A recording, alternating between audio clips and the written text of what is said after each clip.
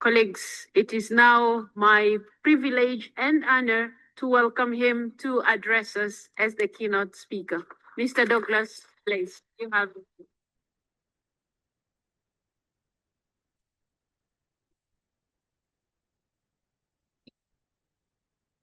President Axon, Secretary General Chongon, Director General Alaboya, Ambassador Rattray, Speaker Redeker, distinguished parliamentarians, peacemakers, and public servants, thank you. Thank you for your generous invitation and warm welcome, but most of all, thank you for all the extraordinary work you do on behalf of our democracies. Standing before you, I am truly humbled, and I am grateful. Now, some of you may know me as an activist, others as an actor, but 60 years ago, I was simply a student. And back then, a philosopher, architect, and inventor named Buckminster Fuller came to speak at my university. Fuller urged us to imagine our world as a shared vessel, spaceship Earth. He called it a fragile craft careening through the cosmos with no passengers, only crew, all of us, all of humanity, equally responsible for its care. And Fuller believed our greatest challenges, war, inequality, environmental exploitation, weren't inevitable, that we had the tools to build rather than to destroy. We simply needed the willpower and one another. It's easy to say that in hindsight, Fuller's speech marked a turning point in my life, but I think I knew even then that his words changed something in me.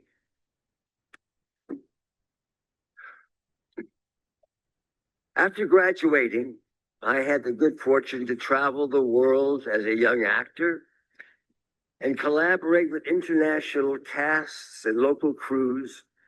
And what struck me again and again was how similar we all were. No matter what language they spoke, person they loved, or God that they prayed to, everyone wanted the same things for themselves and their children: safety, opportunity, and dignity. And it wasn't just the people that I met that compelled me to realize Fuller's vision. It was the work itself, too. And in 1979, I helped make a film called The China Syndrome about a near meltdown at a nuclear power plant and the corporate cover-up that followed. And in a terrifying twist of fate, the movie was released 12 days before the Three Mile Island crisis happened. It was a frightening moment and a galvanizing one. And I started reading more about the half-life of plutonium and sheer scale of ballistic missiles, listening more to the experts who have long sounded the alarm about nuclear brinkmanship. And it brought me to the United Nations, where in 1998 I was appointed Messenger of Peace by Secretary General Kofi Annan. And in this role, I have seen progress happen up close, not in sweeping dramatic gestures, but in small steps forward. And I think about my time in the Kono Diamond District in Sierra Leone. That was back in 2002. And at that time, the country was emerging from over a decade of a brutal civil war. The wounds, physical, psychological, societal, were still raw. Tens of thousands were killed or maimed, millions more were displaced, as warlords battled for control of institutions and resources. Over half of the rebel combatants and a quarter of the government ones were child soldiers. More than 100,000 young boys and girls drugged, intimidated, torn from their families. And yet, despite having every reason to give up on the world, the Sierra Leonean people hadn't. I spoke to survivors working with local peace builders to rehabilitate former child soldiers. I learned about women organizing to reclaim political power. I saw teachers returning to the classroom, nurses returning to clinics, civil servants returning to their communities.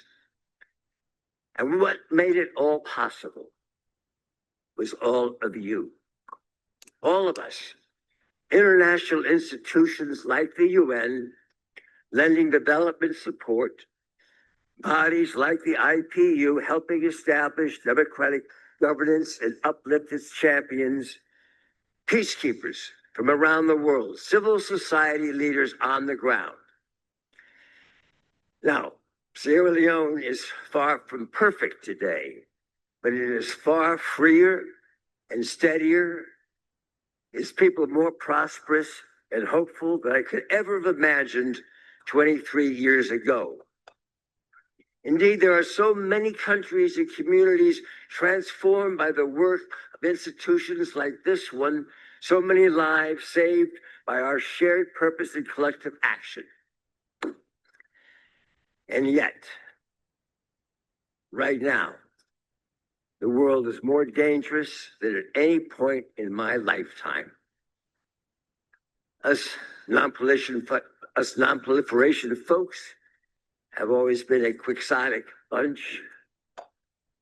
But today, as the doomsday clock ticks closer to midnight, Сейчас as China's syndrome appears все less более fiction напряженной в than prophecy, международных делах, our mission sometimes feels и like a наша desperate задача holdout against the заключается в том, inevitable. чтобы And it's not just nuclear weapons. Nations are речь spending идет не more and просто о more on ядерном machines of оружии, war and less on the people they're purporting to protect. As defense budgets climb into the hundreds of billions, millions go without access to health care or child care, food in their bellies, or quality education. These are the true foundations of security. And as a result, inequality within and between countries is an ever-widening chasm. Look anywhere, and you see the consequences of our choices. Generations trapped in cycles of violence, families ravaged by hunger. The earth itself buckling under the weight of exploitation. I know that many in this room entered public service to change that. But unfortunately, not everyone is driven by such noble motivations. Esteemed parliamentarians, greed is not good. Money has corrupted politics. And now what once felt like a uniquely American problem has taken root elsewhere, distorting representation, fueling corruption, and in our case, propping up a two-party system that feels increasingly unfit to meet the moment. The crises we face are far too complex and interconnected for any one country to take alone. And that, of course, is why this body is in place in the first place. It was created to invite collaboration across borders and amidst political and cultural differences to remind us that compromise is not the enemy of sovereignty, but the foundation of peace and progress. The United Nations was born just a few months after I was, with that same spirit. And over the years, it has helped knit together a web of global organizations and norms.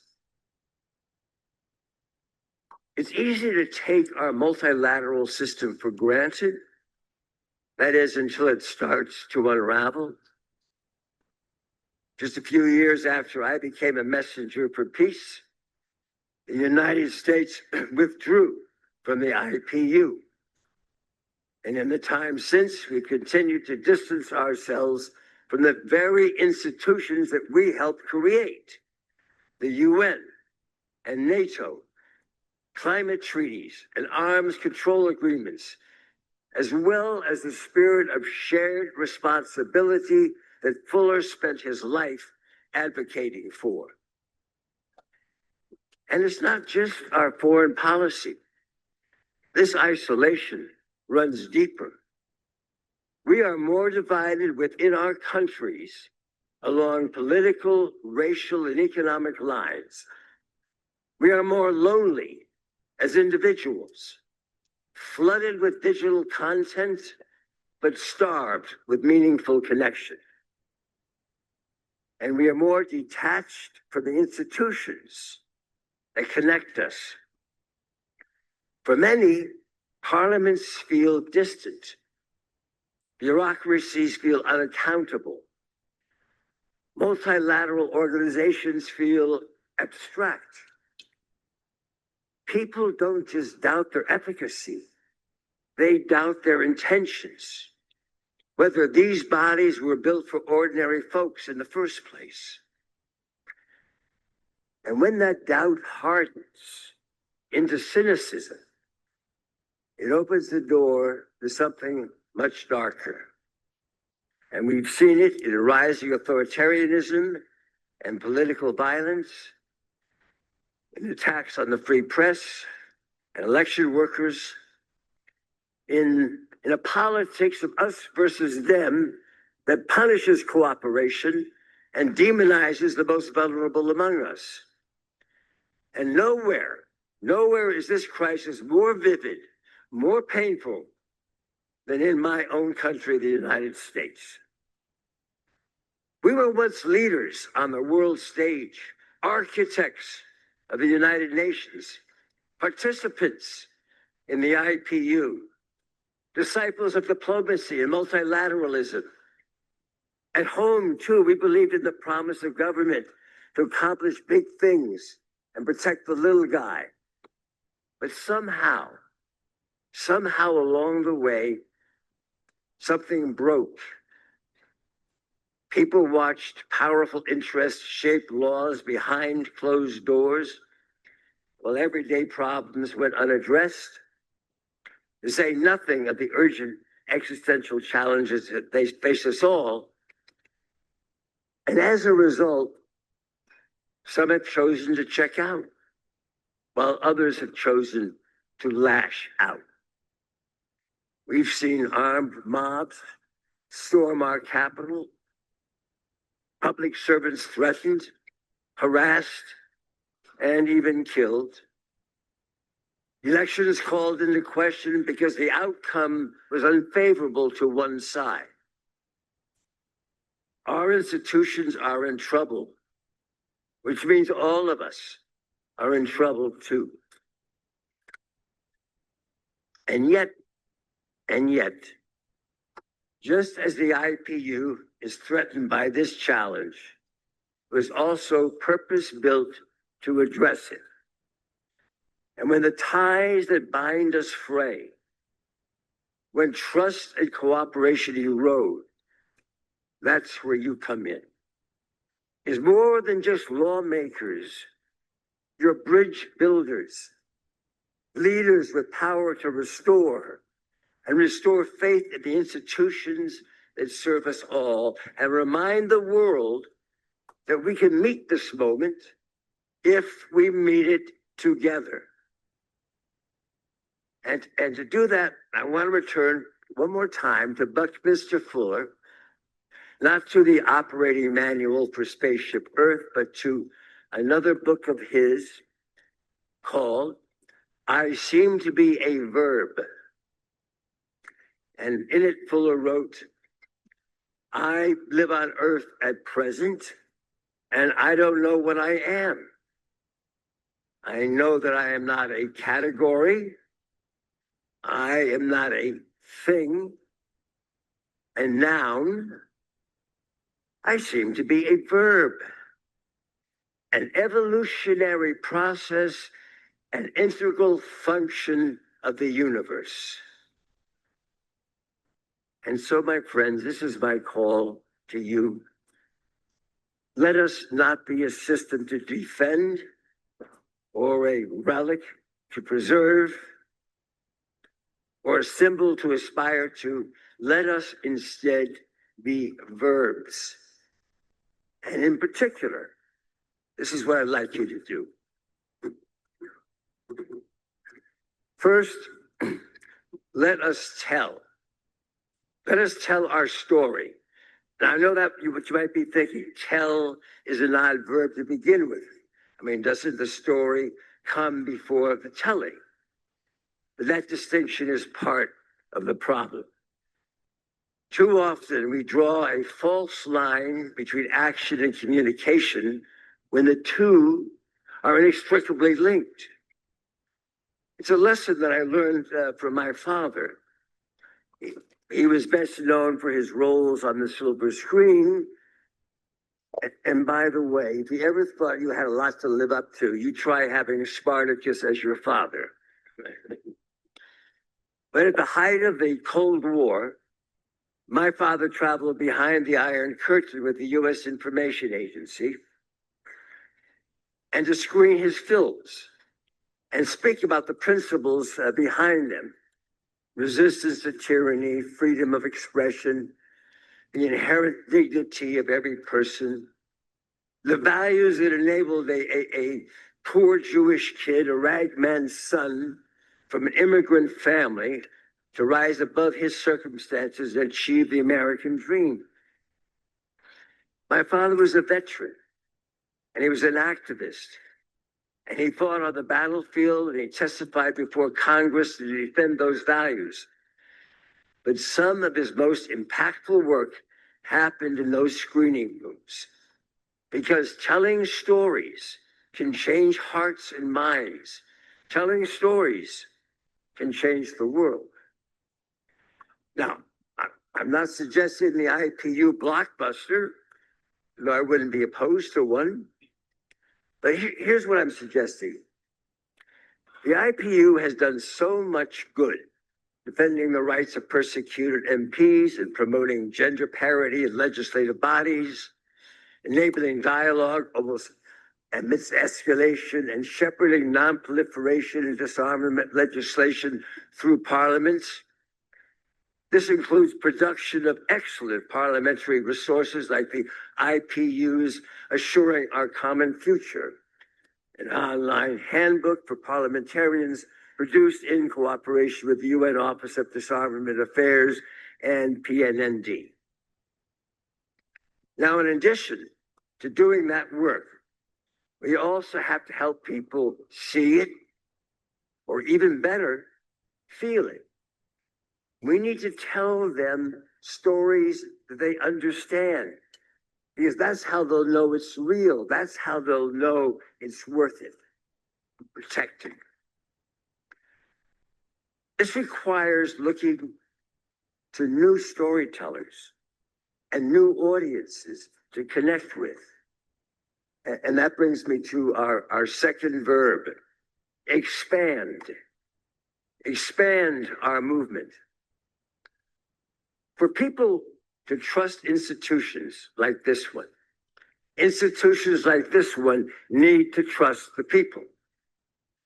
To treat them not only as voters to be courted, or worse, roadblocks to an anti-democratic agenda, but as change makers in their own right. So fling open your doors. Allow the world to step in, or better yet, allow yourselves to step out into that world. Close the distance, literal and symbolic, between those who write the laws and those whose lives are touched by them. Encourage people not just to observe the work, but to shape it. That especially goes for those at the margins, the women, people of color, religious minorities, LGBTQ plus people, and young people who have for too long been absent from decision making. One of the most powerful ways that we can do that is invest in local government. The school boards and city councils and zoning commissions that determine what our children learn, how our neighborhoods grow, and whether democracy is something people feel in their daily lives. And more than that, local government is where people hone their leadership, learn their values, and earn the trust of their neighbors. And so when we expand our institutions, expand our thinking to empower these leaders, especially young leaders, we're not only building stronger communities, we're building a pipeline of talented public servants for national office too. I think of my son, Dylan, who serves in local government in New York. He's young. He's about 50 years younger than his colleagues. But his youth endows him with that powerful combination of optimism and pragmatism. The ability to see what others may not, see who others may not. It's a spirit found in young people across the globe, activists, civil servants, community organizers who refuse to sit down and wait their turn. These leaders are closer to the ground, to the people they serve, less beholden to big money or partisan politics, and so expanding to include them is the floor. And we must trust them to bring us into the future and empower them to build a better one for us all. There's one last verb I have for you, and it's quite simply to hope. I'm not talking about wishful thinking or willful ignorance. The idea that if we stop talking about nukes, they'll go away. If we turn a blind eye to dark money, it doesn't exist. No, hope is facing hard truths with clear eyes and believing we can make a difference anyway. It's planting seeds of peace and prosperity, even if we're unsure we'll live to see them blossom. And trusting that that next generation will tend them, help them take root, and grow. I've been involved in nuclear nonproliferation for more than half of my life. And I'll admit, when I first started, I thought someday I'll see a world free of nuclear weapons. I don't think that anymore, but I still believe this is a cause that's worth fighting for. And that hope isn't naive. It's necessary. Because without it, without hope in the face of overwhelming odds, we wouldn't see new treaties written, old arsenals destroyed, and critical bodies like PNND formed. We wouldn't see young people dreaming, marching, campaigning for a safer world. We wouldn't see folks of every political stripe coming together to say that a nuclear war must never, ever be fought. A few months ago, I visited Kyiv. And by then, Ukraine had been fighting for its survival for over 2.5 years. Thousands had died, millions more had been displaced. And the prospects of a just and lasting peace had, to me, all but disappeared. And yet, speaking with people on the ground, I was struck by something unexpected. Radical optimism, especially around nuclear weapons. the hard-earned belief that the devastation of this war might be a wake-up call, prompting the world to finally confront the dangers of armament. And when your faith is in short supply, look to those dreamers, to progress and those who make it possible. But most of all, look to one another, to leaders willing to choose compromise over ego, to parliaments that act as lighthouses amidst a tempest of authoritarianism, to legislative bodies struggling towards inclusive democracy but refusing to give up, and to the parliamentarians, not just in here but out there, linking arms with the people in the fight against cruelty, against corruption, against kings. Esteemed parliamentarians, we live on a tiny, miraculous, terrifyingly fragile marble of a planet. It's all we have. We are all we have. But I believe that's enough. I believe we can issue a clarion call to action, the one I received as a student, captivated by a man who thought us all to be verbs, evolutionary processes, integral functions of the universe. I believe we can deliver a positive vision for the future, like the one I absorbed almost through osmosis growing up in parallel with the United Nations. I believe we can reach out and bring in those at the margins who have the capacity to make a difference and just need the opportunity to try. And I believe we can plant the seeds of a future where might is not measured in missiles, but in the strength of institutions that deliver justice, freedom, and opportunity. In democracies free of corruption, societies free of want, and the next generation free of fear.